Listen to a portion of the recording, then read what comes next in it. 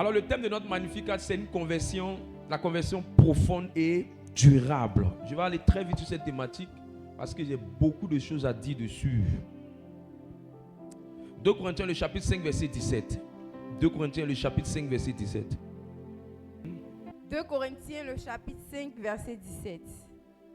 Si quelqu'un est en Christ, Si quelqu'un est en Christ, il est une nouvelle créature. il est une nouvelle créature. Les choses anciennes sont passées. Les choses anciennes sont passées. Voici, toutes choses sont devenues nouvelles. Voici, toutes choses sont devenues nouvelles. Si c'est ta Bible, tu soulignes nouvelle créature. Et la dernière partie, c'est toutes choses sont devenues nouvelles, qui est la conséquence de la nouvelle créature. Luc le chapitre 3 verset 8. Luc le chapitre 3 verset 8. Produisez donc des fruits dignes de la repentance et ne vous mettez pas à dire en vous-même, nous avons Abraham pour père. Car je vous déclare que de ces pierres, Dieu peut susciter des enfants à Abraham. Déjà même, Dieu peut susciter des enfants à Abraham. Parole du Seigneur notre Dieu. nous rendons La partie grâce qui à Dieu. m'intéresse dans ce texte, c'est produisez des fruits dignes de la repentance. Produisez des fruits dignes de la repentance. Produisez des fruits dignes de la repentance. Et ne vous mettez pas à dire en vous-même, nous avons pour père Abraham, patati patata. Comme certaines personnes qui se cachent derrière certaines choses pour blaguer les gens. Matthieu le chapitre 3 verset 8. 8. Produisez donc du fruit digne de la repentance. Et ne prétendez pas dire en vous-même, nous avons Abraham pour père. Voilà, le texte aussi parle de ça. Donc la partie qui m'intéresse très bien dans ce texte, c'est Matthieu 3 verset 8. Matthieu 3 verset 8. La partie qui m'intéresse, c'est produisez donc du fruit digne de la repentance. Produisez donc du fruit digne de la repentance. Si c'est ta Bible, tu soulignes. Si ce n'est pas ta Bible, tu as de quoi noter. Est-ce que je peux voir quelqu'un qui est venu avec de quoi noter? Je vois que ceux qui sont sérieux ou ceux qui sont venus pour qu'on voie leurs chaussures, les habits. Allez. Allez, allez, allez. Allez. Tu vois ton voisin? Il est venu pour qu'on voie ses habits. Tu vois ta voisine? C'est ce qu'elle fait quand les paniers passent. Elle n'arrive pas à faire les offrandes. Que le Seigneur change cette personne dans le 2e mois de l'année au nom de Jésus. Alors, ce thème-là évoque 2 axes importants. Le premier axe, c'est la conversion profonde. Et le deuxième axe, c'est la conversion durable. Alors, dis à ton voisin, conversion profonde. Répète avec moi. Et répète encore avec moi, conversion durable. On reprend ensemble, conversion profonde. On reprend encore, conversion durable. On répète ensemble, conversion profonde. Conversion durable. On reprend encore. Conversion profonde. On reprend encore. Conversion durable. Alors dis à ton voisin, nous allons parler des conversions profondes et durables. Est-ce qu'il comprend? Est-ce qu'il a compris ce que j'ai dit? Elle croyait qu'on allait parler de la chaussure de son mariage. Ou bien c'était quoi? Il dit quoi? Il pensait qu'on allait parler de quoi? De ses pointillés quand il va arriver à Londres. Dis-lui que nous allons parler de la conversion profonde et durable. Alors quand nous parlons de conversion profonde, on parle de quoi? On parle d'une conversion qui n'est pas superficielle. Nous parlons d'une conversion qui n'est pas abstraite. Nous parlons d'une conversion qui arrive jusqu'à la racine du cœur de la personne. Nous parlons d'une conversion qui n'est pas superficielle. Nous parlons d'une conversion qui est à l'intérieur, qui n'est pas à l'extérieur. C'est-à-dire que ça produit une transformation intérieure et pas une transformation extérieure. Lorsque nous parlons de conversion profonde, on parle de conversion sérieuse.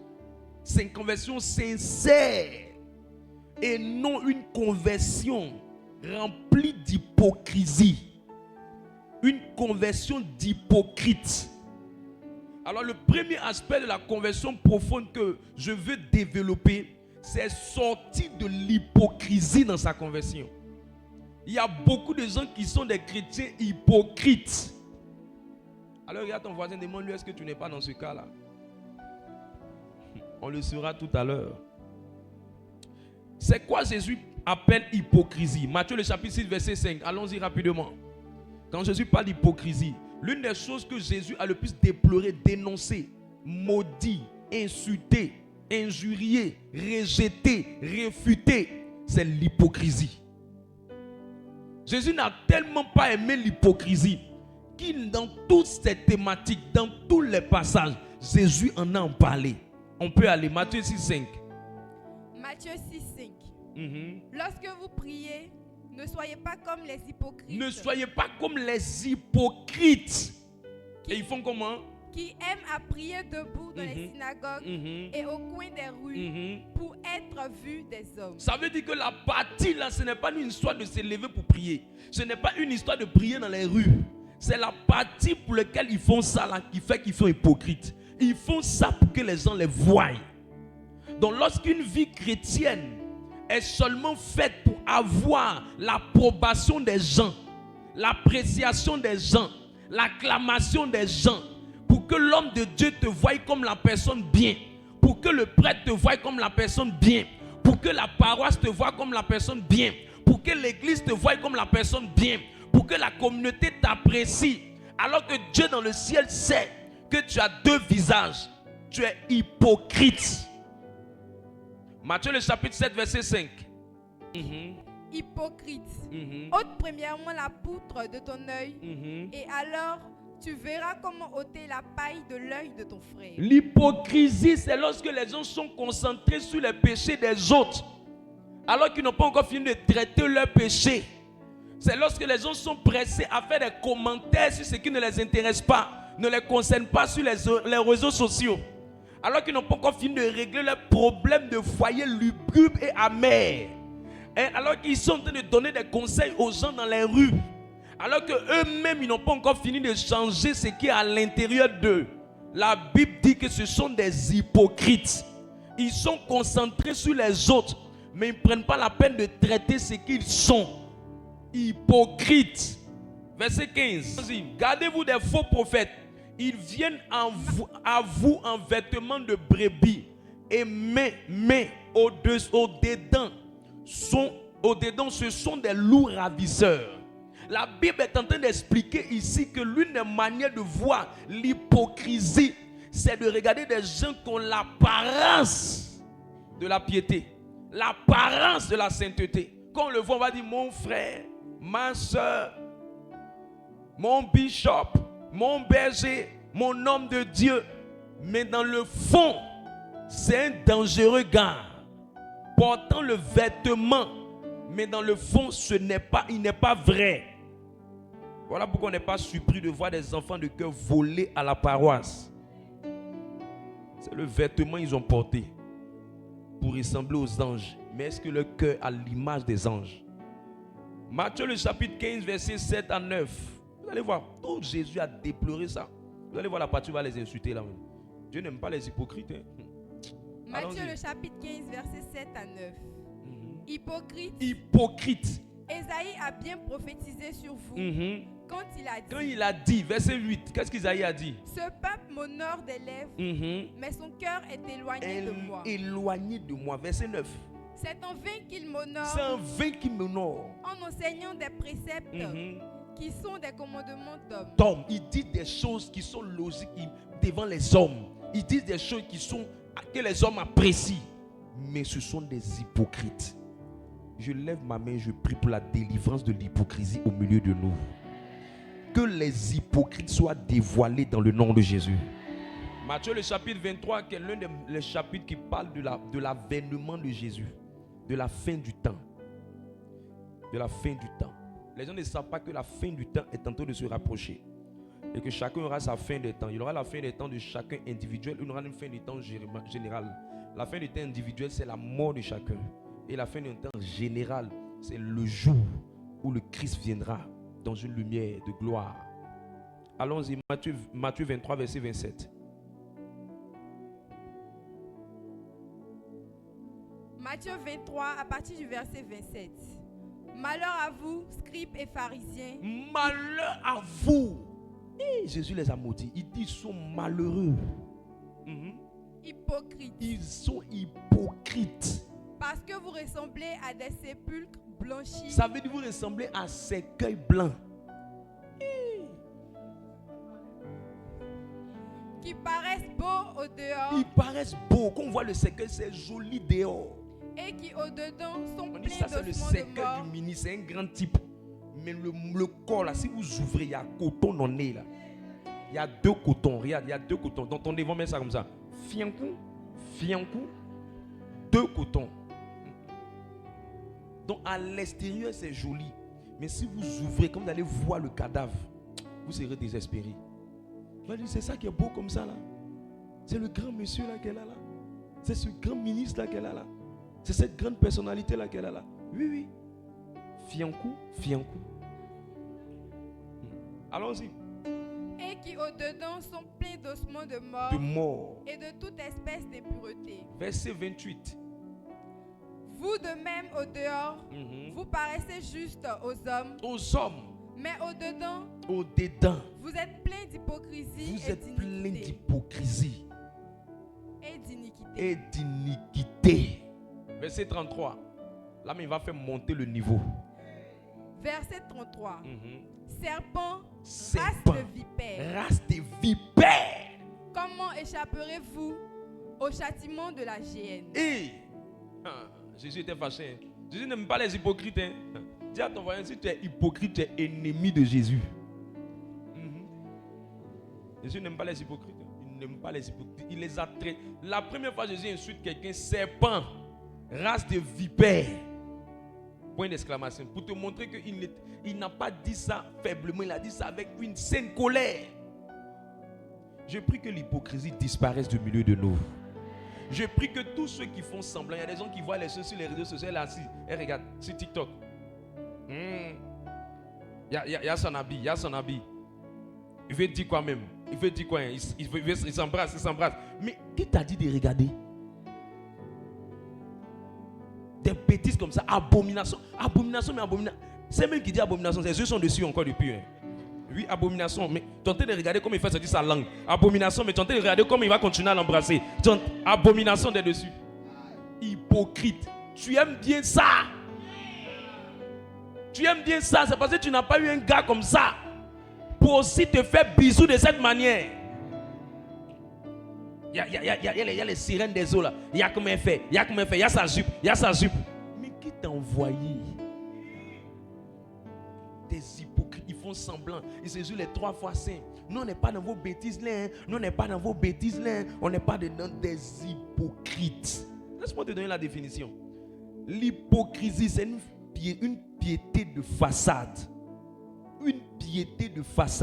Une déconnexion entre les paroles et le cœur. L'hypocrisie, c'est le fait de juger en étant toi-même coupable des mêmes fautes. L'hypocrite, c'est celui qui porte un masque, qui a un double visage. Il fait semblant d'être ce qu'il n'est pas. Elle porte une grosse jupe paysanne, mais en bas, il y a un digne après la prière, c'est en bois d'un bellédrome.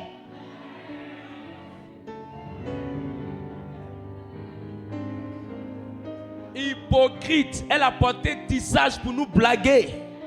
Elle a tassé foulard ici. Mais quelque part, elle trémousse. Hypocrite. Quand on a la louange, elle n'a pas de pas de danse. Mais quand elle se retrouve quelque part, les glissements, les zikétigués, ça sort les phases que toi-même tu te retiens. Celle-là, elle ne te fait pas. Quand la louange, elle est toujours calme. Louange peut me donner adoration. Elle n'a pas de pas de danse. Mais il y a un endroit où quand elle se retrouve, ce qu'elle fait, ce qu'il est capable de faire, tu ne peux pas croire. C'est la sœur en Christ là. Oui. Ne vous laissez pas blaguer. Ce que même ses mamans ne connaissent pas, elle connaît. Hypocrite. 2 visages. Visage d'ange, visage de démon. On peut faire ça.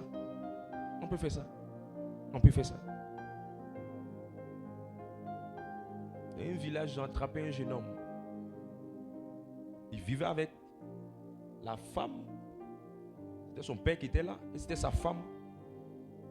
C'était sa marade en quelque sorte, sa nouvelle maman. Et le jeune homme allait voler. Et quand on te dit le montant qu'il a volé, le jeune homme a volé près de 400 000 francs. Et il a volé ça d'un restaurant. Et quand il a fini de voler, et qu'on l'a attrapé la deuxième fois, il voulait venir voler, ils ont fini par chercher ses parents. Et quand ils ont retrouvé ses parents, c'est là que l'histoire est sortie. Son papa dit, quand il est à la maison, l'enfant là est comme un ange, il est doux. Maman, papa, il est comme un ange.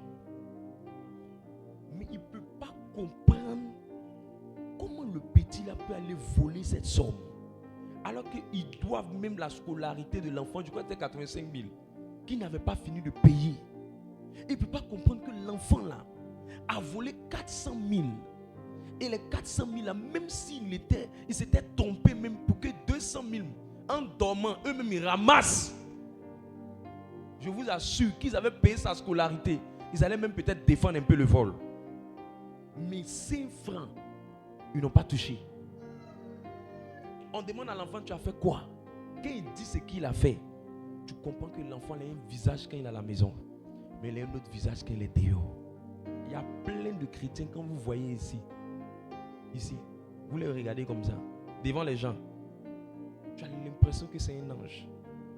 Mais il faut essayer de le voir dans un autre endroit. Il faut essayer de le voir dans un autre environnement. Il y a d'autres qui les voient, sont calmes.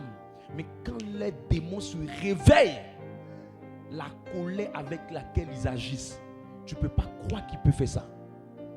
Tu ne peux pas croire. Tu ne peux pas croire que c'est la fille là, calme, qui peut faire ça. Il y a des gens qui mentent. Même le mensonge peut se déshabiller.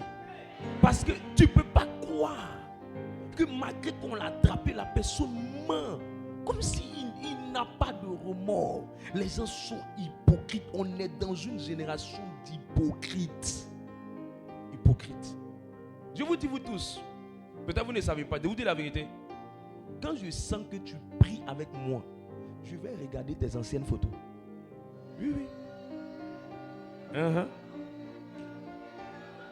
Je te regarde maintenant, il te parle. Il te regarde. Je me surprends à voir des choses. Je dis, mais attends, la fille là, c'est pas croyable. Les gens ont deux visages. Les gens ont deux visages. Méfiez-vous des apparences. Ne vous appuyez pas dessus. Ne vous appuyez pas dessus. Il y a des demandes d'amis, mais ils préfèrent ne pas accepter. Parce que ça me scandalise. Hey! Mon enfant dans le Seigneur.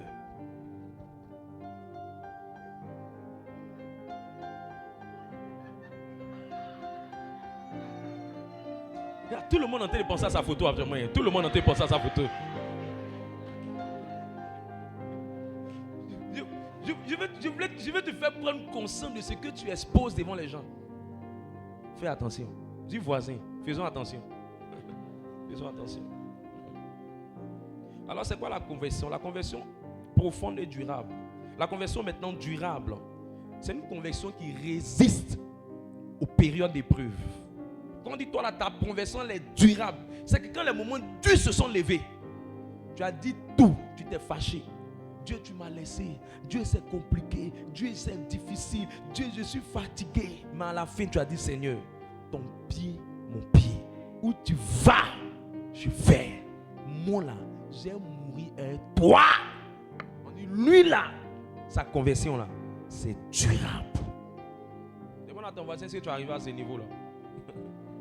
Toi, dès que le courant se coupe dans le quartier, tu dis, Seigneur, je te dis la vérité. Hier, retourné vers mes gars. Hier, retourné. J'ai retourné, Jésus, c'est moi qui te parle.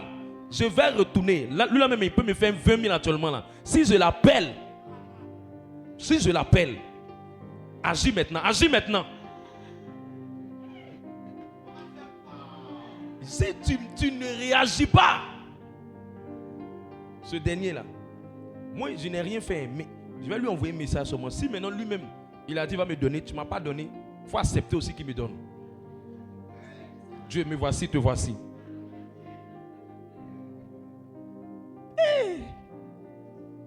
Quelle conversion! Je lève ma main. Je prie que les épreuves ne vont pas briser cette conversion-là. Elle va tenir dans le temps, dans le nom de Jésus-Christ. C'est pourquoi, remarquez bien, beaucoup ont commencé en Dieu. Mais il y a peu qui sont restés en Dieu. Si vous-même vous êtes vrai, vous allez rendre compte que ceux avec qui vous êtes baptisés, ceux avec qui vous êtes convertis, ce n'est pas les mêmes là qui sont restés sur le chemin. Parce que dans l'affaire de Dieu, ce n'est pas qui commence, c'est qui va aller jusqu'au bout. Dis à ton voisin, est-ce qu'on va aller jusqu'au bout ensemble? Sinon moi, il va aller jusqu'au bout. Par la grâce de Dieu. Demande à ton voisin, est-ce que lui va aller jusqu'au bout? Il faut dire, est-ce qu'on se verra au paradis? Oh! Il dit quoi?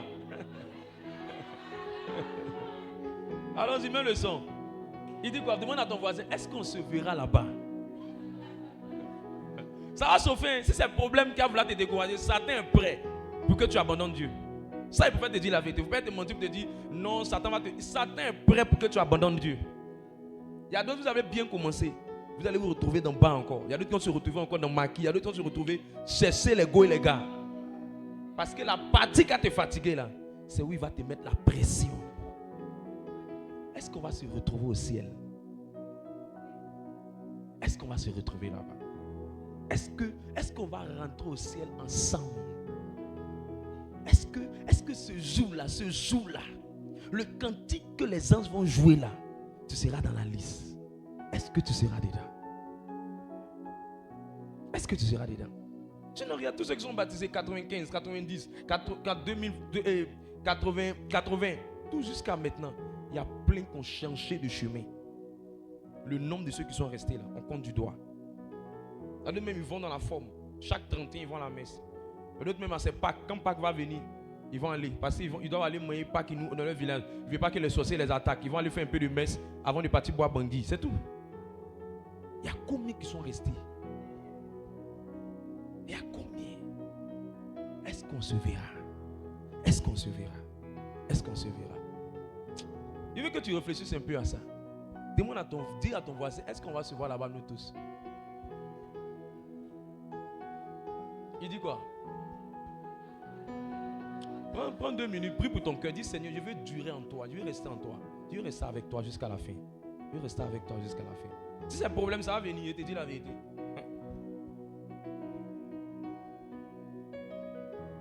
Que le Seigneur nous donne d'aller jusqu'au bout. Seigneur, nous ne voulons pas des conversions en pot de fleurs. Les gens, quand le problème arrive, ils disent c'est bon, il est retourné dans le monde. On veut des gens qui vont rester enracinés en toi, qui auront une fondation solide avec toi. Des gens qui ne vont pas abandonner. Des gens qui vont aller jusqu'au bout. Aide-nous à voir ce genre de chrétien. Aide-nous à voir ce genre de chrétien. Aide-nous. Oh, aide-nous, Seigneur, à arriver à cette dimension. Aide-nous. Que tout ce qui va vouloir décourager quelqu'un ici, que tu puisses enlever ça. Que tu puisses lui donner la victoire dessus. Quand les pressions financières vont venir, les périodes où elle n'aura même pas quelqu'un qui va lui dire bonjour, les périodes de célibat, Seigneur, donne-lui de garder cette persévérance en toi pour qu'on se retrouve au ciel ensemble. Seigneur, quand les gens vont dire tout ce qui est de mauvaises choses sur elle, sur eux, donne-leur de ne pas se décourager. Quand les pauvres frères dans la foi vont les persécuter, donne-leur de ne pas se décourager. Quand ils vont être sentis offensés, blessés, brisés, Seigneur, donne-leur de ne pas abandonner, de rester ferme, attaché à toi. Que les conversions durent dans le temps, au-delà des circonstances de temps. Que ce soit la mort qui les sépare de toi, que rien ne les éloigne de toi, qu'ils restent amoureux de toi jusqu'à la fin de leur vie. Jésus, c'est le but de ce message. C'est le but de ce message. Que l'argent, il y a des gens qui vont avoir des voitures, des maisons, des terrains, d'autres vont voyager dans le monde entier. Seigneur, que la richesse ne les éloigne pas de toi. Qu'ils ne se sentent pas tellement trop arrivés au point de dire je n'ai plus besoin de Jésus. Et qu'ils retournent dans les anciennes vomissures. Seigneur, donne-nous de garder le bras attaché à toi. Que rien ne nous sépare, ni la mort, ni la faim, ni les persécutions, ni la tribulation, ni le bonheur, ni l'abondance, ni la richesse, ni les temps difficiles ne doivent nous éloigner de toi.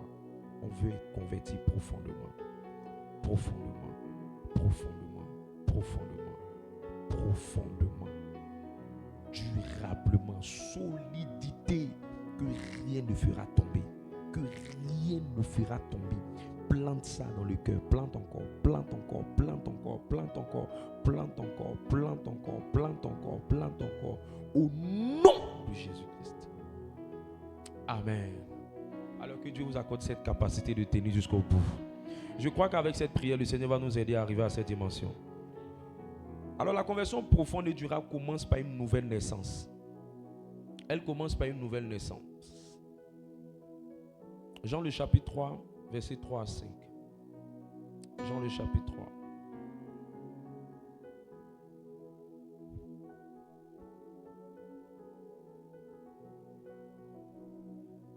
Jean le chapitre 3, à partir du verset 3. Jésus lui répondit, en vérité, je te le dis, si un homme ne naît de nouveau, il ne naît de nouveau, il ne peut voir le royaume de Dieu. Verset 5 directement. Jésus répondit, en vérité, je te le dis. Si un homme ne naît d'eau et d'esprit, il ne peut entrer dans le royaume de Dieu. Ça veut dire quoi? Vous ne pouvez pas avoir une conversion profonde et durable sans naître de nouveau, sans faire l'expérience de la nouvelle naissance. Assieds-toi. C'est quoi l'expérience de la nouvelle naissance? C'est une expérience mystérieuse. C'est une expérience étrange où ce n'est plus vous qui forcez les choses, mais c'est Christ par son esprit qui vient toucher votre cœur et modifie radicalement votre manière de faire les choses. Il modifie votre caractère, il modifie votre intérieur, il modifie votre cœur par son esprit. Lorsqu'on parle de la nouvelle naissance, c'est une rencontre intime avec Jésus. Et certaines personnes font l'expérience de la nouvelle naissance avant le baptême. D'autres font l'expérience de la nouvelle naissance dans le baptême. Le baptême vient officialiser la nouvelle naissance. Mais la nouvelle naissance, c'est lorsque vous rencontrez personnellement Jésus-Christ. Quelqu'un qui n'a pas rencontré personnellement Jésus-Christ n'a pas encore fait l'expérience de la nouvelle naissance. Quand la nouvelle naissance vient, quand vous vivez cette expérience, elle peut vous faire pleurer. Elle peut faire que le jour, la date, l'heure, la minute, vous vous souvenez et ça reste marqué dans votre vie jusqu'à la fin de votre vie.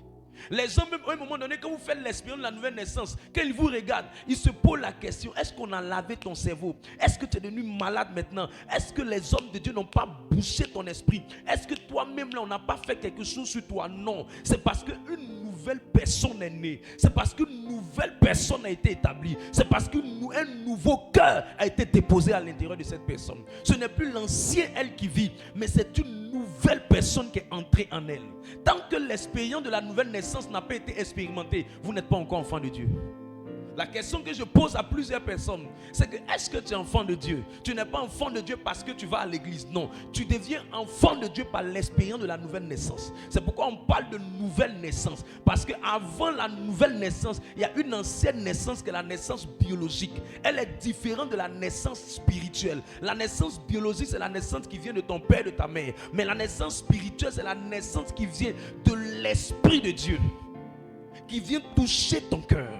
Le fait d'expérimenter cette nouvelle naissance fait de toi une autre personne, une autre créature, une autre personnalité. Un changement radical se produit à l'intérieur de toi. Les gens te voient agir, ils disent non, tu n'es plus des nôtres, tu n'es plus comme nous, tu ne fais plus comme nous. Il y a comme si les choses qui t'intéressaient hier ne t'intéressent plus. Les choses qui te plaisaient hier ne te plaisent plus. Les choses qui t'attiraient hier ne t'attirent plus. Les choses qui te motivaient hier ne te motivent plus. Pourquoi je te parle de ça? C'est très important de connaître l'enjeu de la nouvelle naissance. Parce que quand vous connaissez l'enjeu de la nouvelle naissance, ça vous permettra de ne pas, ceux qui ne sont pas encore, on n'a pas les rencontres ou ne sont pas encore mariés, vous allez pouvoir savoir un homme qui est converti d'un homme qui est païen. Mettez deux païens ensemble qui sont mariés, c'est deux bébés portant des couches pampers qui sont en train de se marier. La nouvelle naissance te permet de comprendre que tu as marié un chrétien, un enfant de Dieu. Mais quand tu ne connais pas la nouvelle naissance, tu vas te plaindre alors que tu as marié un païen. C'est comme si tu es un enfant de Dieu, tu maries un cochon. Parce que la Bible dit que celui qui n'a pas encore donné sa vie à Christ profondément, qui n'a pas fait l'expérience de la nouvelle naissance, c'est un homme animal. Mais celui qui a fait l'expérience de la nouvelle naissance est une nouvelle créature, est un homme né de Dieu. Jean le chapitre 1 verset 12, lis-moi ça rapidement pour ne pas qu'on me regarde comme si je ressemble à un faux billet de 10 000 francs. Allons-y. Non papa, l'homme là, il est vraiment bien, il est vraiment bien. Faut pas il va naître de nouveau, tu vas voir. Faut pas il va naître de nouveau, faut pas il va rencontrer Jésus-Christ, tu vas voir. Il va beau faire semblant de changer, il va revenir au galop, il va revenir à ses vieux démons. Mais c'est la nouvelle naissance qui brise l'ancienne personne et fait surgir la nouvelle personne. Allons-y, Jean 1, 12. Jean le chapitre 1 verset 12. Mais à tous ceux qui l'ont reçu. À tous ceux qui l'ont reçu. À ceux qui croient en son nom. À ceux qui l'ont rencontré, à ceux qui ont cru en son nom. Elle a donné le pouvoir. Elle a donné le pouvoir. De devenir. De les gens disent non. Les gens ne comprennent pas ce verset. La nouvelle naissance, c'est on ne dit pas parce que je suis à l'église donc je suis né de nouveau, c'est faux. Devenir, c'est un process. Devenir, c'est une transformation, c'est une métamorphose. On dit devenir, on n'a pas dit le pouvoir d'être, mais le pouvoir de devenir. Il y a un processus, il y a un mécanisme, il y a un travail qui se fait. Beaucoup vont à l'église mais ne sont pas enfants de Dieu. Pour ça, beaucoup de chrétiens crient à Dieu, mais Dieu ne les connaît pas. Beaucoup de chrétiens invoquent un Dieu qui ne les connaît pas. Beaucoup de chrétiens invoquent un Dieu qui ne les cerne pas. Peu de personnes sont vraiment devenues enfants de Dieu. C'est pourquoi quand Jésus parlait des disciples, il dit il y a des gens qui sont passés par la porte étroite, mais il y a des gens qui ont sauté la clôture. Quand tu es né de nouveau, tu es né de Dieu. Tu deviens enfant de Dieu. Il y a un changement à l'intérieur de toi. Il y a quelque chose qui boue à l'intérieur de toi. Et tu sais, la nouvelle naissance, elle n'est pas, on ne peut pas la cacher, elle est visible. Toi-même tu sais, et les gens autour de toi confirment. Et à un moment donné, mais les gens disent, toi là tu es quoi? Tu es devenu pasteur, toi là tu es devenu prêtre, toi là tu es devenu ma soeur, toi là tu es devenu bishop, toi là tu es devenu... Si on ne t'a pas dit ça, c'est que tu n'es pas encore né de nouveau. Tu es une grosse païenne enveloppée d'un boubou de chrétien. Sinon la nouvelle naissance, il y a quelque chose que ça produit en toi. Il y a quelque chose que ça gêne en toi. C'est pour ça que si quelqu'un est en Christ, si quelqu'un a rencontré Christ, si quelqu'un a fait l'expérience de la nouvelle naissance, il n'est plus comme il était. Comment tu peux me dire que toi tu as rencontré Jésus et puis tu es comme tu étais? Oh, on sera choqué à la fin des temps. Beaucoup de gens vont dire non, gâteau chou, et puis voilà l'enfer. Ce n'est pas une église qui t'amène au ciel. Ce qui t'amène au ciel, c'est la nouvelle naissance. L'église est un canal d'entretien. C'est comme si tu as déjà acheté tes habits et maintenant tu envoies ça au principe pour laver. L'église vient pour nettoyer quand c'est sale, mais il faut déjà avoir des vêtements.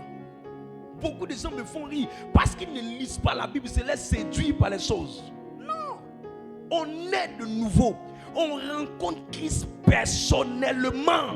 Et cette rencontre a produit une transformation profonde de ton caractère.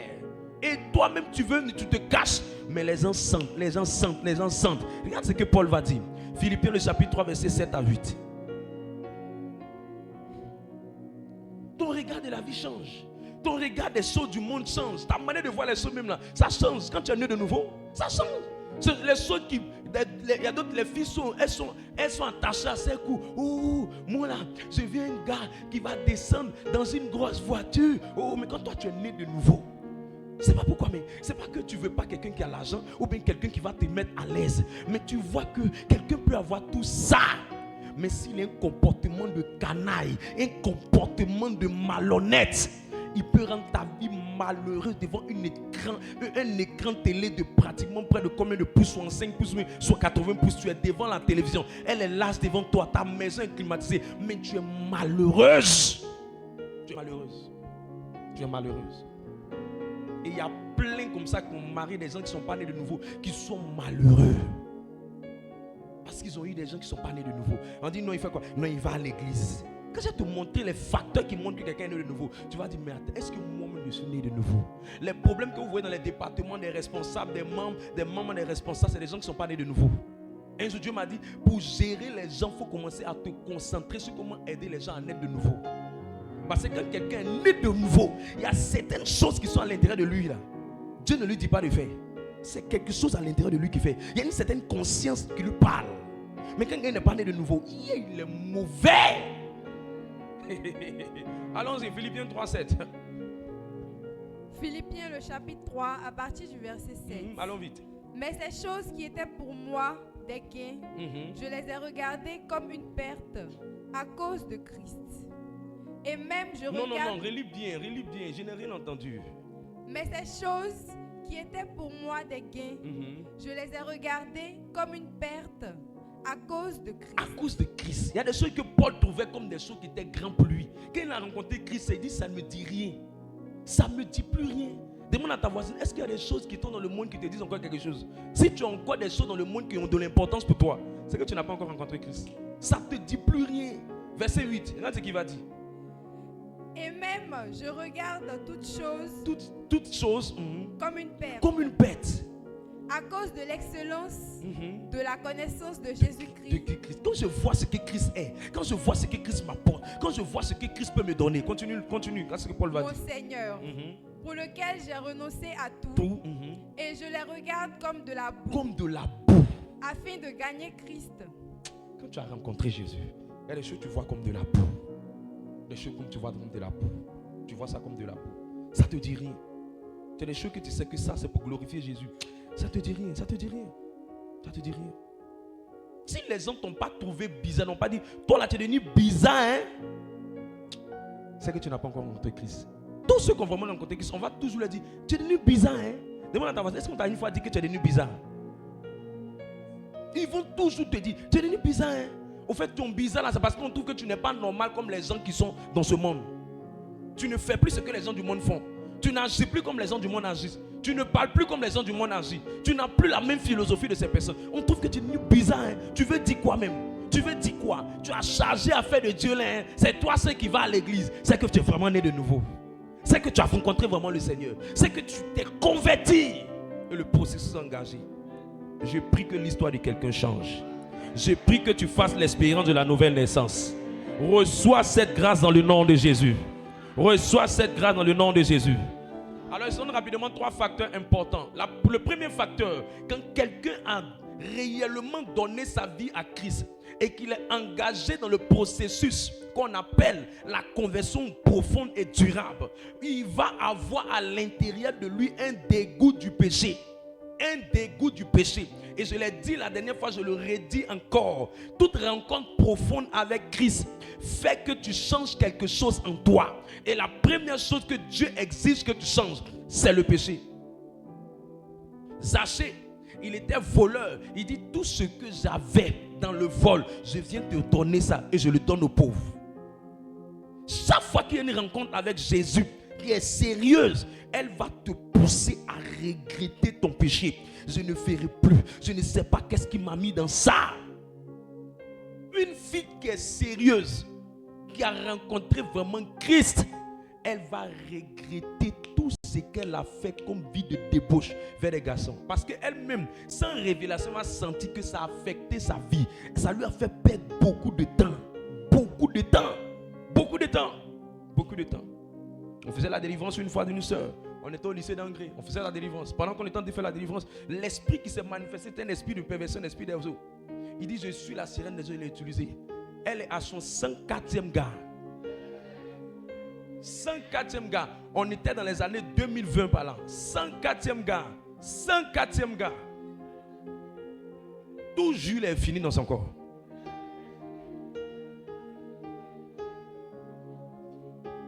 Une personne comme ça qui rencontre le Seigneur, elle doit avoir un regret. Ça fait 104 caleçons. Un regret.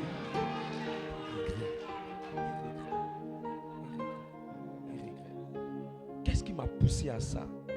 Qu'est-ce qui m'a poussé à ça? J'ai perdu mon temps. J'ai perdu ma valeur. J'ai perdu mon avenir. Ça m'a retardé. Ça m'a retardé. Elle n'ose même plus vouloir revivre ça. Elle veut se ranger. Elle veut se caser. C'est ce qu'on appelle un dégoût. Il y avait du goût, maintenant ça te dégoûte. Il y avait du plaisir, maintenant ça te déplaît. Il y avait de l'attirance, maintenant tu ne vois plus ça comme quelque chose d'essentiel. C'est venu comme de la boue pour toi. Tu n'oses même plus te mettre sur cette voie. Parce que tu as vu combien de fois ça t'a fait perdre beaucoup de temps et beaucoup d'énergie. Parce que s'il fallait faire du plaisir à toutes ces personnes, c'est beaucoup de temps perdu. Beaucoup de temps perdu. Beaucoup de temps perdu. Enlever les pantalons, les battues. Parce que dans les années 2020, battu était beaucoup en mode engraissé. 2020, 2021, battu. Donc imagine, tu arrives dans la maison d'un gars, vous êtes couché, il va se déshabiller, tu as fini, tu vas te déshabiller. Et quand toi tu dois te déshabiller, puisque c'est le temps de battu, imagine, tu vas t'asseoir, lui va tirer le pantalon, puisque tu ne peux pas tirer seul. Tout ce temps-là, ça pourrait te permettre de lire Genèse, Apocalypse. Tout ce temps, ça pourrait te permettre de méditer Matthieu, Jude, Jean, Jude 1, Jude 2.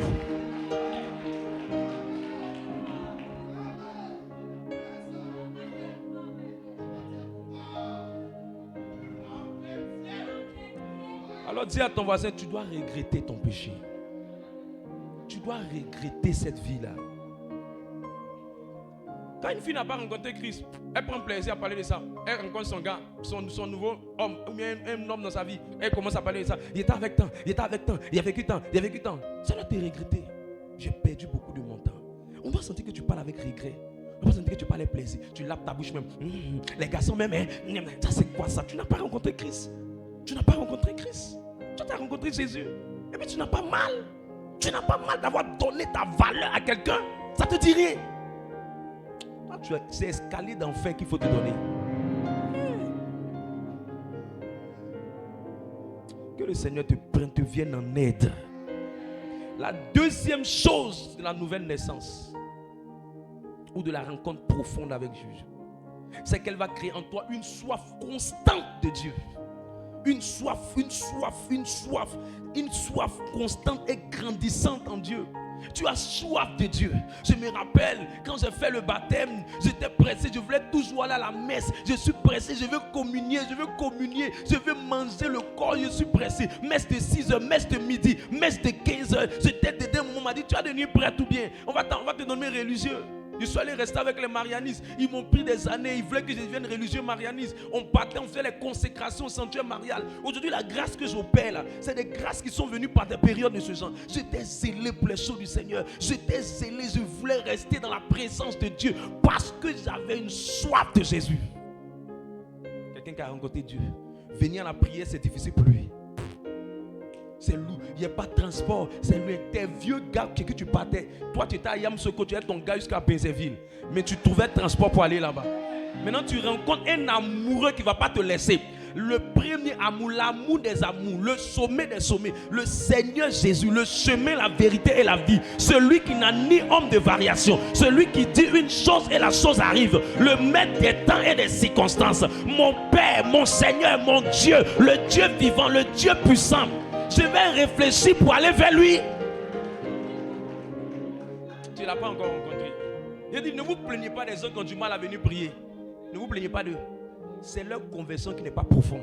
Et Dieu m'a dit, si tu n'as pas bien compris ce thème, le jour où Christ va venir nous enlever, si vous lisez Matthieu 23, Matthieu 24, ça parle de l'enlèvement de l'église. Le jour où Dieu va venir enlever les chrétiens sur la terre, il y a des chrétiens où vous serez donnés de voix qui ne vont pas partir aussi. Parce qu'ils ne l'ont pas rencontré. Ils ne l'ont pas rencontré. Les gens pensent que parce que ta maman est chrétienne, ça veut dire que tu es chrétien. Non. La nouvelle naissance n'est pas commune. C'est pas une union de famille. Non. La nouvelle naissance n'a rien à voir avec le fait de connaître les expressions bibliques. Le fait que tu connaisses Alléluia, Amen, Shalom. Ça ne veut pas dire que tu es chrétien.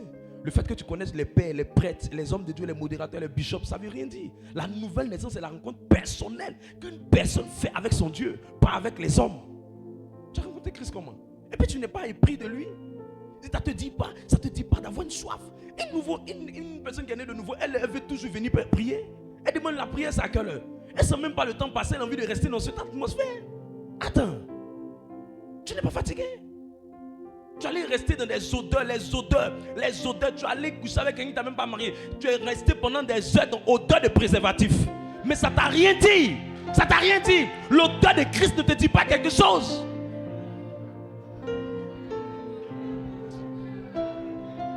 Il faut qu'on prêche l'évangile de vérité aux gens.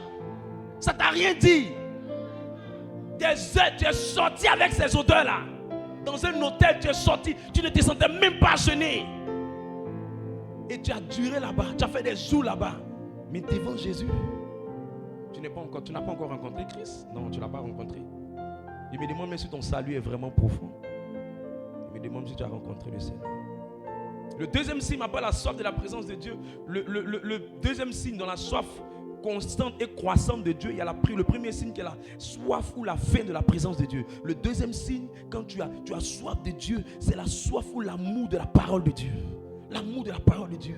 Je ne sais pas pourquoi. On me disait, on prêche ici, je vais m'asseoir. On me dit, on prêche ici, je vais m'asseoir. En ce moment, c'est le divin amour qui organise les temps de prière. Je cours, je vais ici, je m'assois. Je vais tenter, tiens, berger, quand tu es de prêcher. Je croise mes mains ici, là-bas. Je prends big, je note. Je veux connaître les choses de Dieu. On dit, il y a un autre homme de Dieu quelque part là-bas. Je veux connaître les choses de Dieu. Je veux maîtriser les paroles. Je veux maîtriser les enseignements. J'ai vu un homme de Dieu qui prêchait sans noter, sans des notes. Il prêchait avec inspiration. Je dis, mais j'aime cette manière de faire. Ça me plaît. Et je suis assis, je prends des bics, je notais. J'avais des blocs-notes, j'ai noté les enseignements. Aujourd'hui, on a plus besoin de chrétiens. La parole ne leur dit plus rien. La parole ne leur dit plus rien. Tu as rencontré Jésus. Si on t'a dit que tu es né de nouveau, on t'a menti. Quelqu'un m'a dit, mais pourquoi les gens là, il y a des gens même, ils viennent à la prière et puis ils n'ont pas changé. Ils sont de donner la réponse. Ils n'ont pas rencontré le Seigneur. Ils ont rencontré la communauté.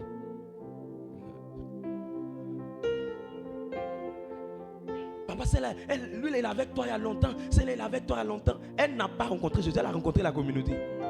La communauté, là, c'est bâtiment. Le bâtiment disparaît, là. La communauté a disparu. Mais Christ, il est disponible 24 heures sur 24. C'est lui qu'il faut rencontrer. C'est lui qu'il faut rencontrer. Et quand quelqu'un l'a rencontré, il y a une soif de ses enseignements. Tu ne peux pas rencontrer Christ et ne pas avoir un amour pour sa parole. Tu ne peux pas rencontrer Christ et ne pas être attiré comme un aimant vers sa parole. Tu veux connaître sa parole. Ça te pousse à lire la Bible, à relire la Bible, à chercher des livres pour connaître. J'ai commencé un moment à connaître les sujets sur la fornication. J'ai commencé, tout ce que je vous prends, c'est des choses que j'ai étudiées. Je suis allé à la librairie Pauline. J'ai demandé, mais c'est quoi? C'est quoi? Pourquoi est-ce qu'on ne peut pas s'embrasser? Je veux comprendre pourquoi on ne doit pas s'embrasser. Pourquoi? Un fornicateur notoire. Je voulais avoir des versets bibliques qui me convainquent de tout ça. J'ai dit, mais où sont les versets qui expliquent ça? Je suis allé à la librairie des Sœurs Pauline. J'ai acheté tous les livres qui parlent de la société chrétienne. J'ai acheté tous les livres qui parlent de la jeunesse. Je me suis assis, j'ai lu, j'ai étudié. J'ai vu tout ce qui est comme péché lié au sexe. Et j'ai dit, je fais allégeance. Je fais allégeance. C'est ce que la parole de Dieu disait. J'avais une soif à l'intérieur de moi. Les gens n'ont même plus besoin de soi. Ils ne cherchent même pas à comprendre, à connaître la parole de Dieu, à maîtriser les versets, à poser des questions sur la parole de Dieu. Non. Papa, est-ce que entre les deux, entre Jean et puis Bernard, qui est mon gars? Même pas. Seigneur, quels sont les versets que je dois choisir? Les gens n'ont plus ce genre de temps là.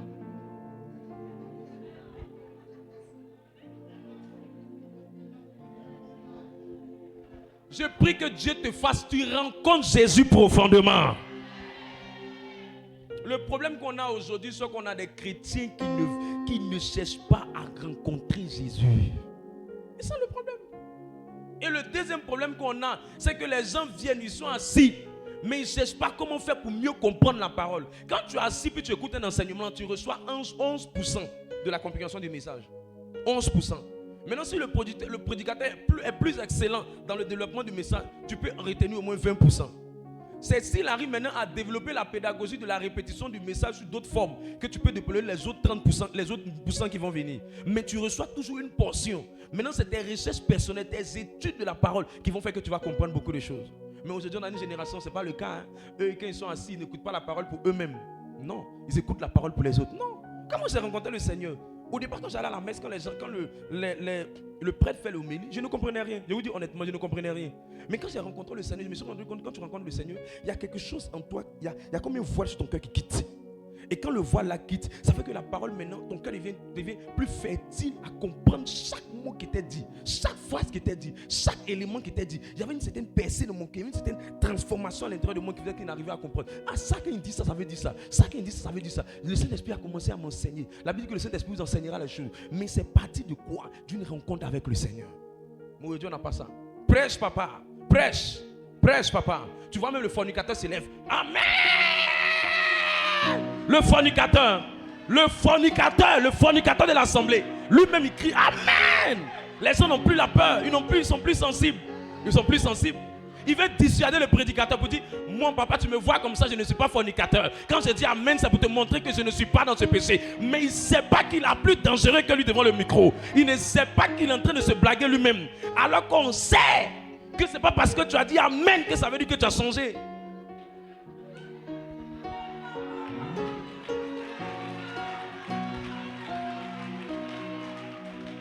Il y en a d'autres même qui sont en train de presser et dire, papa enseigne. Quand il dit enseigne, toi tu penses qu'il est en train de dire enseigne pour lui. Hein?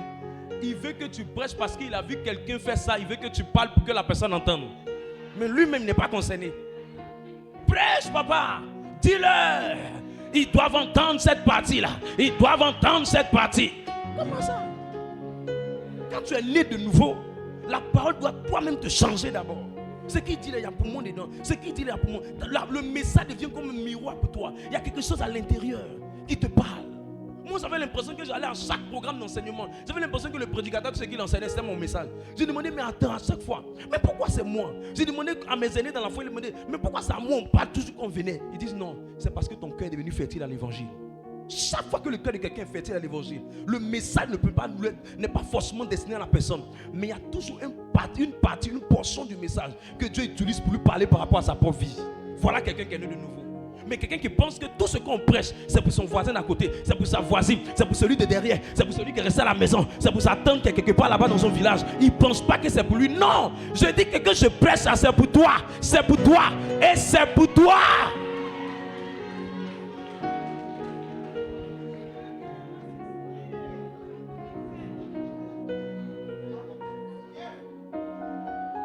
Arrête d'écouter mon message religieusement, comme si tu n'es pas concerné.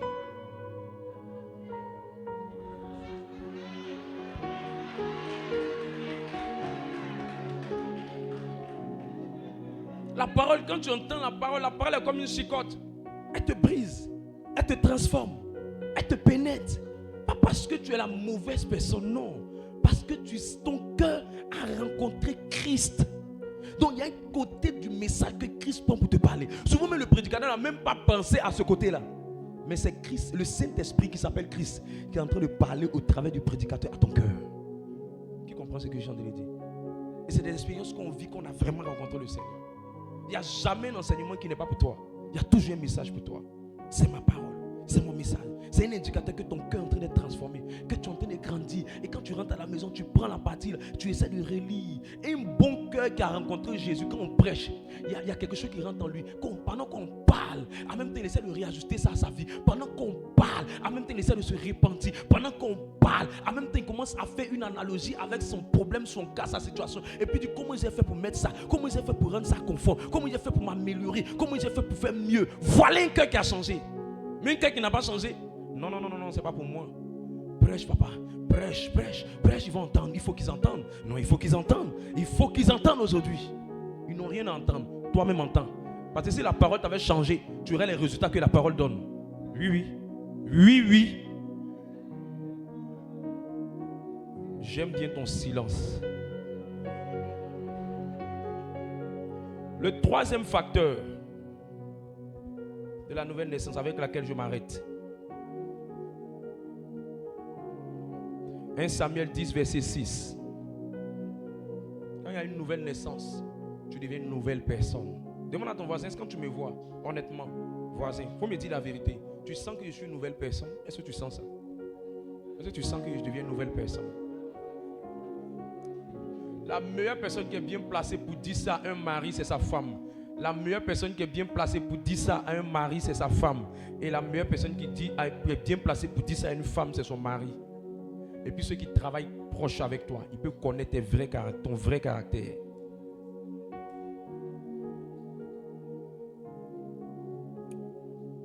Allons-y. Je vais terminer avec celui-là. 1 Samuel chapitre 10, à partir du verset 6.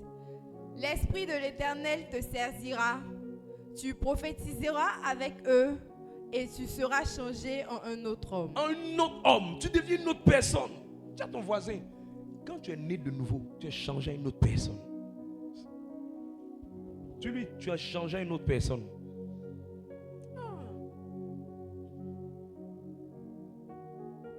2 Corinthiens 5, verset 17, on parle aussi.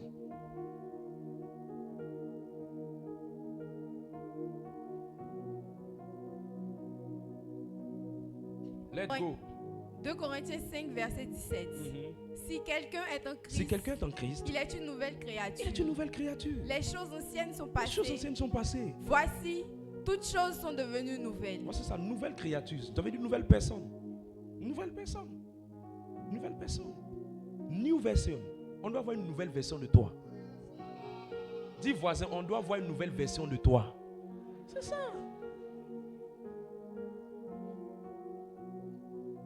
Il y a 5 choses qui révèlent qu'il y a une nouvelle version de toi. 5 choses. Si ça là, c'est pas sur toi, tu n'as pas encore une nouvelle version. Tu es en train de te mentir. Il y a une dimension de Christ que tu ne vas jamais expérimenter.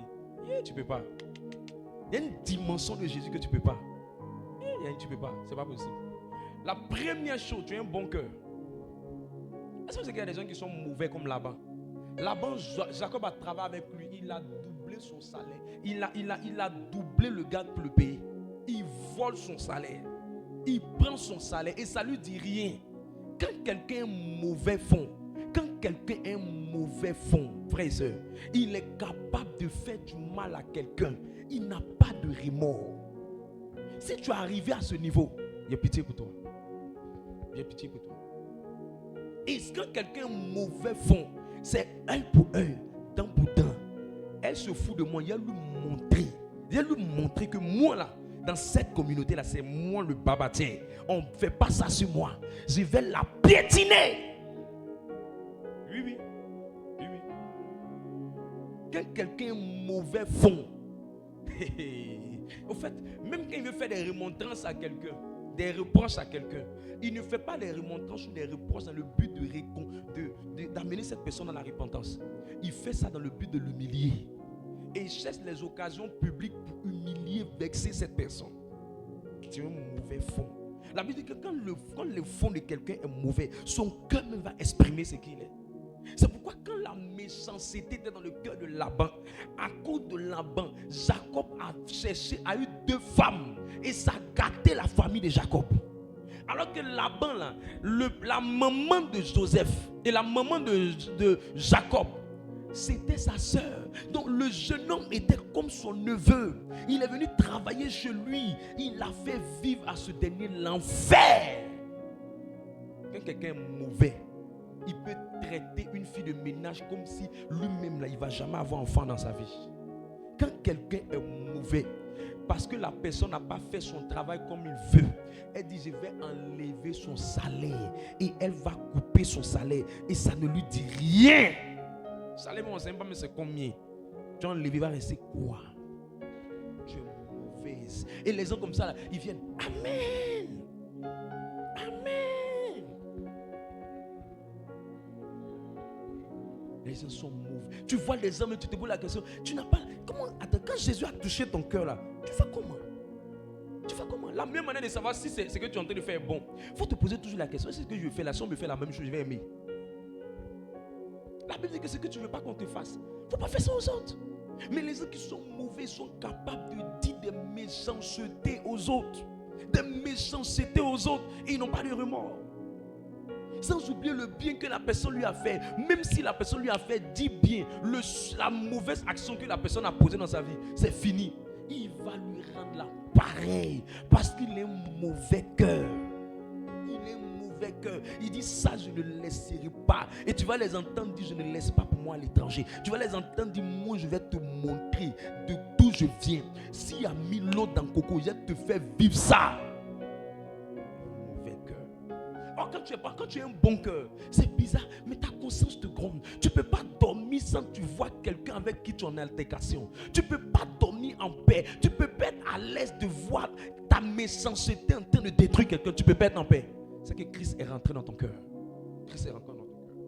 Même quand quelqu'un vient te chercher des histoires, tu fais tout pour éviter des histoires. Parce que tu ne veux pas à chaque fois être en train de poser de mauvaises actions envers les gens. Voilà quelqu'un qui a été transformé. On dit lui là, c'est une nouvelle personne. Quand tu as un bon cœur, tu ne sais pas pourquoi. Mais il y a une certaine sensibilité de l'esprit en toi. Tu as l'impression que c'est à toi que le Saint-Esprit parle sur certaines choses que tu fais. Mais il ne voit pas pour les autres. Tu as l'impression. La personne peut mal agir, hein. Tu as raison. Mais le Saint-Esprit te dit qu'il faut laisser tomber. Le Saint-Esprit te dit qu'il faut laisser tomber. Parce qu'on voit la bonté de quelqu'un lorsqu'on lui a fait du mal, mais malgré le mal, il garde toujours un cœur tranquille. Mais quand quelqu'un est mauvais, il dit non, c'est parce que les gens sont comme ça que je suis comme ça. Non, tu es payé, tu es mauvais. L'eau qui est là, même si je mets ça dans la boue, que je fais sortir, ça sera toujours l'eau propre. Si ton fond est bon, peu importe dans quelle boue on te met, quand on t'enlève, ton bon fond va sortir. Tu ne connais pas le mal, tu ne prends pas plaisir au mal. Tu ne sais pas rendre l'appareil, tu ne sais pas détruire. Tu n'aimes pas détruire. Même quand tu veux essayer de faire du mal, il y a un regret qui rentre dans ton cœur. C'est l'œuvre de l'Esprit de Dieu dans le cœur de quelqu'un. Si quelqu'un n'a pas vécu cette expérience, qu'il est capable de dormir en privant quelqu'un de la nourriture, s'il est capable de dormir en privant quelqu'un de son bien, s'il est capable de bloquer le salaire de quelqu'un sans lui faire du bien, s'il est capable de blesser l'âme de quelqu'un, voir la personne pleurer amèrement devant lui sans avoir de regret, si la personne est comme ça, c'est qu'il a un mauvais cœur. Tu n'es pas encore né de nouveau. Sinon, s'il y a quelqu'un que les gens ont piétiné, maltraité, injurié, qui avait le pouvoir d'appeler les anges pour les détruire, c'était Jésus. Mais il avait un bon cœur. C'est pas une histoire. Moi, mon cœur est plein. Moi, mon cœur est plein. C'est pas une histoire de cœur blanc. C'est tes réactions qui révèlent la profondeur de ton cœur. Quand les gens sont pas nés de nouveau, le type de cœur qu'ils ont là fait peur. Je lève ma main, je prie. Que Dieu plante en toi un nouveau cœur. Que Dieu plante en toi un nouveau cœur. Je me rappelle, aux 2 plateaux, je suis allé acheter de l'eau. 10 francs, 10 francs, 10 francs. 5 sachets. La dame m'a donné ça dans la main. Je l'ai bien lavé. De la tête jusqu'au pied. Quand j'ai mis les pas, 1, 2, 3, 4, 5e pas, le Saint-Esprit m'a dit, il ne faut jamais faire ça. Va lui demander pardon. En partie et puis retourner. J'ai raison. Tu me donnes 5 sachets dans ma main, là, c'est par rapport à quoi? Même si c'est 5 sachets, et même si c'est sachets différents, tu dois mettre un sachet. Je suis parti avec la colère et je l'ai lavé bien. Le Saint-Esprit m'a dit retourne. Je suis venu. Maman, excuse-moi. Parce qu'il y a quelque chose en moi qui ne sonnait pas. Je n'étais pas tranquille dans mon âme. Je lui ai demandé au Saint-Esprit. Il m'a dit c'est parce que ta conscience a rencontré mon esprit. Quand quelqu'un n'est pas arrivé à ce niveau, attends, tu ne parles pas avec quelqu'un puis tu dors. Toi tu es mauvais. Tu es mauvais. Tu fais comment? Tu as quelqu'un. C'est quelqu'un ça. Toi tu as quelqu'un. Les gens se posent la question pourquoi c'est une faveur, les gens ont des faveurs. Comment ils font pour avoir une faveur? Pourquoi Dieu soutient certaines personnes, ne soutient pas certaines personnes? Regarde, quand ton cœur est bon, même quand les gens veulent te faire du mal, ils vont penser qu'ils sont en train de te faire du mal, que tu es bête. Mais avec le temps, celui qu'on pense bête finit toujours par être élevé plus que ceux qui pensent qu'il est bête. Que tu me crois pas, demander à Joseph. Ses frères l'ont vendu, ils sont allés mentir à son papa qu'il est mort. Il n'avait pas la possibilité de se justifier. Ce qui fait le plus mal, c'est quand tu as raison mais tu n'as pas la possibilité de te justifier. Mais c'est quand Dieu veut te justifier. Je te dis la vérité, il va te justifier plus que tout le monde. Mais toi, là, il faut faire les choses avec un bon cœur. Il ne faut pas changer à cause des gens. Comme les gens sont mauvais, moi je suis comme ça. Comme maintenant je suis avec des membres, les membres me maltraitent, moi je suis comme ça. Comme les gens sont bizarres avec moi, moi je suis comme ça. Jamais. Je vais vous enseigner comment faire pour gérer les personnes difficiles. Je vais vous enseigner ça. Parce que vous ne comprenez pas que dans la vie dans laquelle on est, quand Dieu veut te changer, il amène les personnes que tu ne peux pas supporter souvent dans ta vie. Mais si ton cœur est bon, il ne peut jamais te rendre noir. Il ne peut jamais te rendre noir. Que ton cœur soit bon. Que personne ne vienne changer ton cœur. Il y aura des gens qui vont vouloir noircir ton cœur pour que ton cœur soit bizarre. Regarde la preuve, je vous dis la vérité. Il y a des gens qui ont des problèmes de 10 000, de 5 000.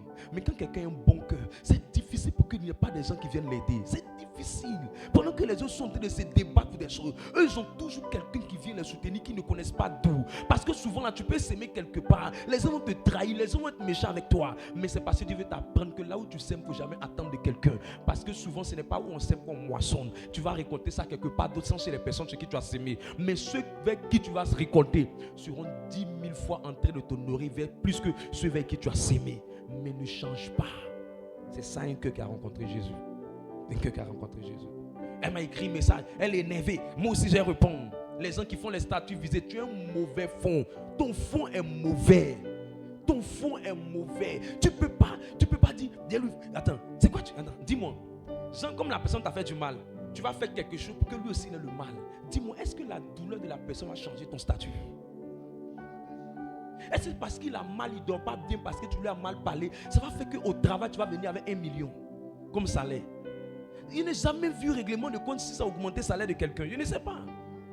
au contraire, tu es misérable, tu es malheureux, tu n'es pas content. Parce que ton cœur est toujours dans le qui-vive. Tu ne sais même pas comment tu vas vivre.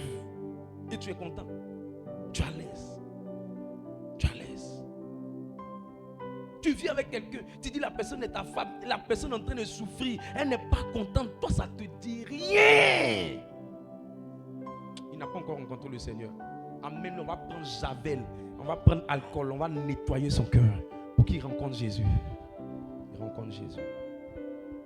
Matthieu le chapitre 5 verset 15. Deuxième signe. Oh Seigneur, aide-moi.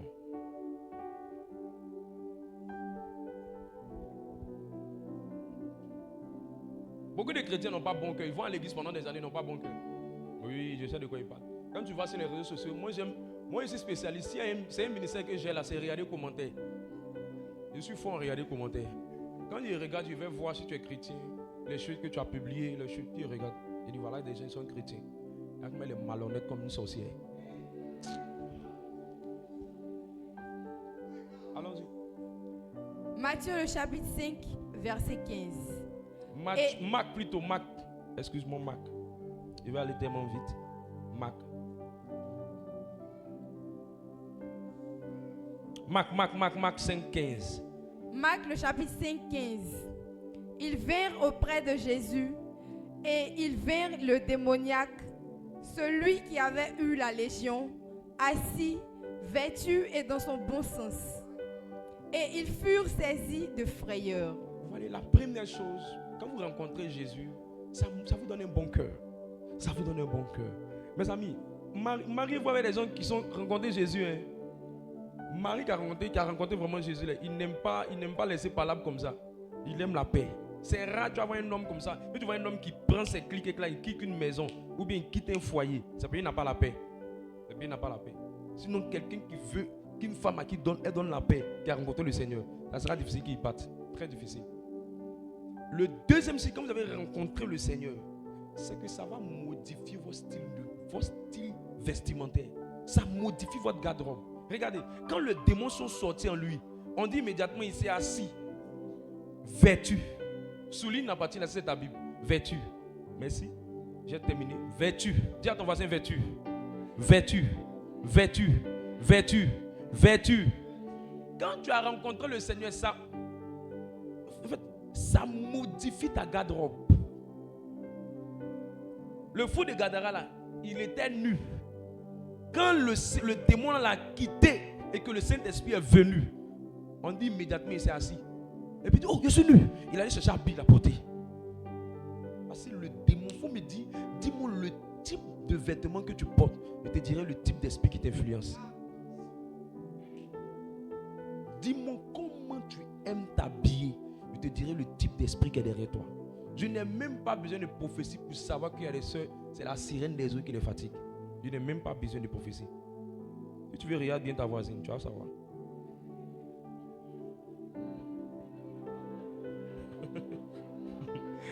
Les voisines se jettent maintenant. Elle veut sortir de la salle, il n'y a pas de fenêtre. Quand ta conversion est profonde, ta rencontre avec Christ est réelle, ça agit sur ta façon de t'habiller. Ça agit sur ta façon de t'habiller. Est-ce que la Bible recommande des habits qu'il faut porter? Non. 2 Timothée 2 verset 9. Qu'est-ce que la Bible dit sur les vêtements? Tout ça, j'ai étudié ça pour toi. Ah, mais est-ce qu'il y a des versets? On peut s'habiller comme on veut. Il n'y a pas de verset biblique. Pourquoi nous surcharger avec toutes ces choses? Et ce n'est pas une croix qui sont en train de nous faire porter encore ces choses-là. Vois 1 Timothée 2 verset 9.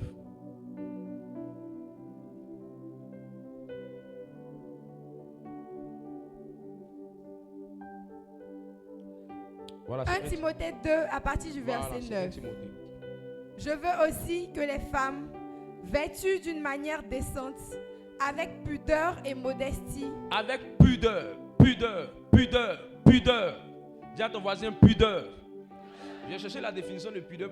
La définition de pudeur est simple. Ça veut dire ce qui fait que tu ne te sens pas gêné. Quand on dit c'est là, quand on dit tu t'habilles décemment, tu t'habilles avec pudeur. C'est-à-dire que quand tu portes ça, tu n'es pas gêné. Donc, si tu sens que tu es beaucoup gêné quand tu fais quelque chose, toi-même ta conscience doit te dire que ce n'est pas bon. Mais si tu trouves que ce n'est pas gênant, Pourquoi c'est quand tu t'assois, tu bénis?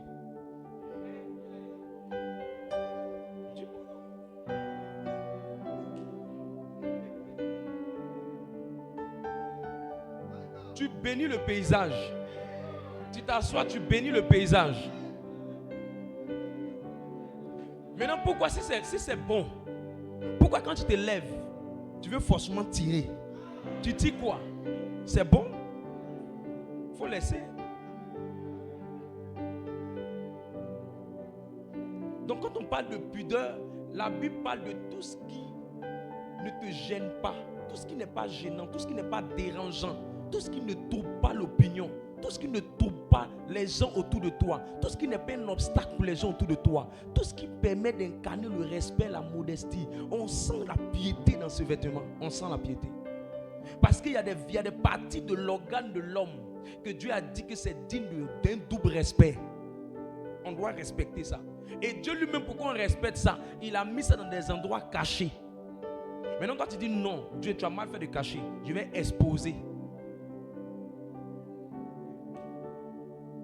Alors, expose alors. Mais je te dis la vérité, le type d'homme qui t'approche est fonction du vêtement que tu portes. Le type d'esprit qui te suit est fonction de comment tu t'habilles. La sirène des eaux aime beaucoup les plaquements.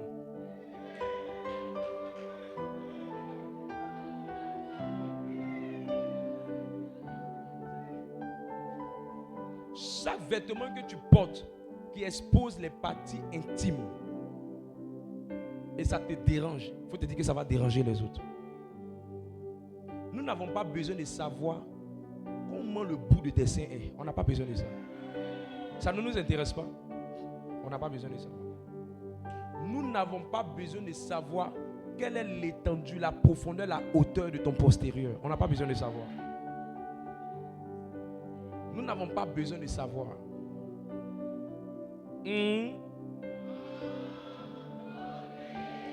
On n'a pas besoin de savoir ça. On a besoin de savoir que tu as habillé décemment et que ce que tu as porté là, ça nous permet de voir que tu es une personne respectable. Point. Et que tu t'es couvert en sorte qu'on ne puisse pas voir les parties honorables et respectables. Parce que ces parties-là sont dignes d'honneur pour celui ou la personne qui va te marier. Je parle à l'esprit de quelqu'un. Et il y a des garçons qui se plaquent maintenant.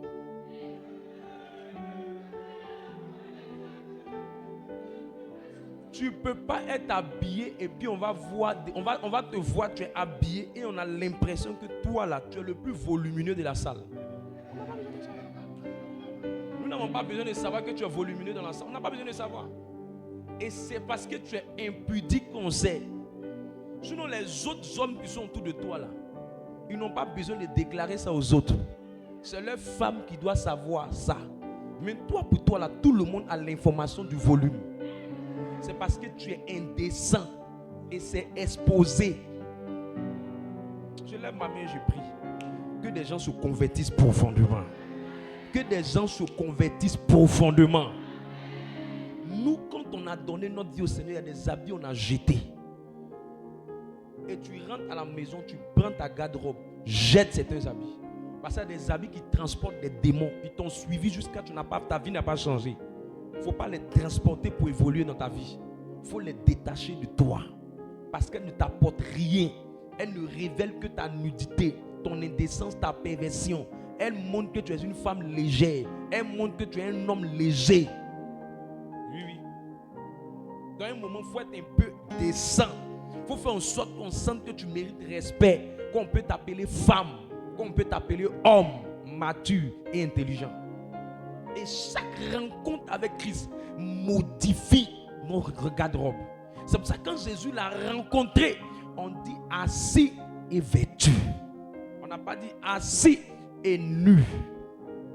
Parce que quand l'esprit l'a quitté, il est devenu conscient de ce qu'il est. C'est pour ça qu'une femme a vraiment rencontré le Christ, on ne lui dit plus ce qu'elle doit porter. Elle-même, quand elle s'habille, il y a quelque chose en elle qui lui parle et qui lui dit est-ce que ça ne va pas trop déranger? Est-ce que ça ne va pas trop gêner? Est-ce que ça ne va pas trop blesser? Est-ce que ça ne va pas trop créer quelque chose dans le cœur des gens? Si oui, Non, je m'en garde. Sinon, il faut que j'améliore. Au fur et à mesure, la personne commence à changer. Quand on ne voit pas un nouveau cœur, quand on ne voit pas une nouvelle manière de s'habiller, c'est que tu es en train de suivre l'église.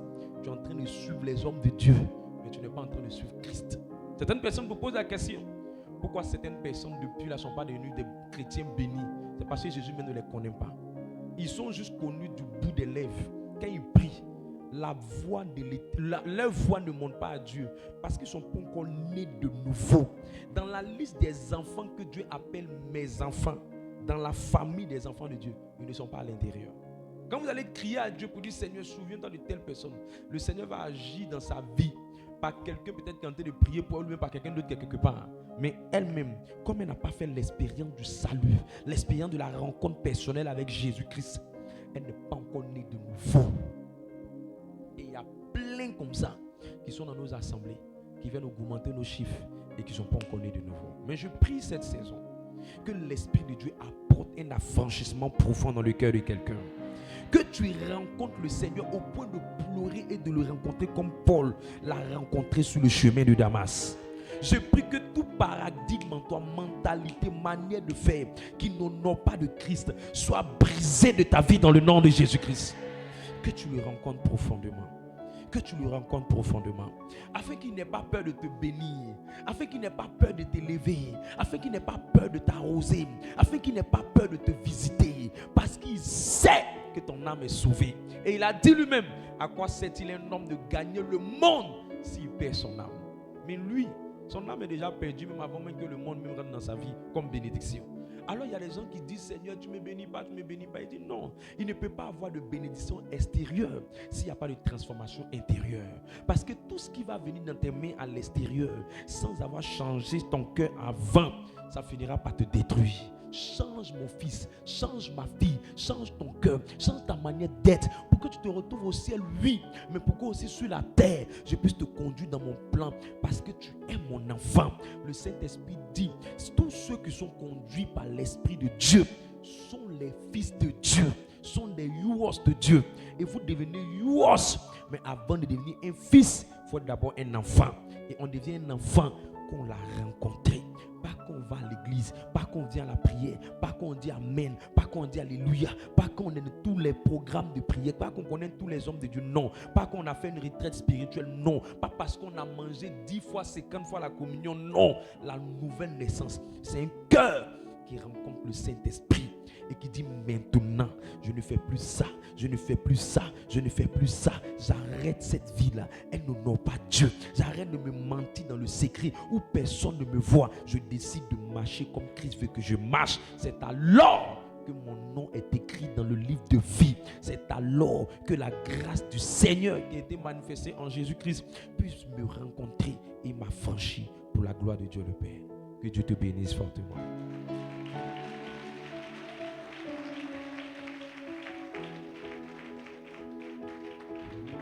Alors je vais simplement demander à quelques personnes ici qui veulent réellement faire une rencontre profonde avec Jésus.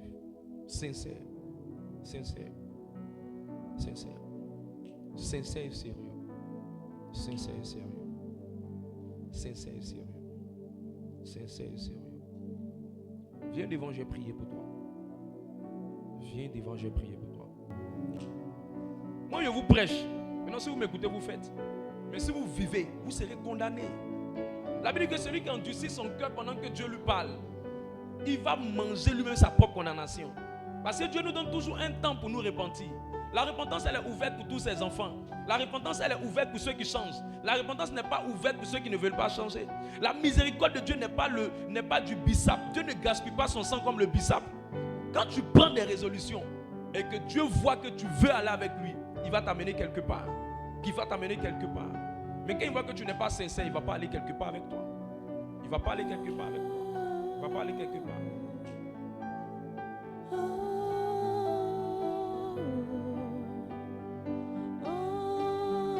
C'est pourquoi je prêche ce thème-là en deuxième position dans l'année. Je prêche ça au deuxième mois de l'année. Viens faire la rencontre avec Jésus. Il ne faut même pas regarder quelqu'un. C'est toi qui connais ta relation avec le Seigneur.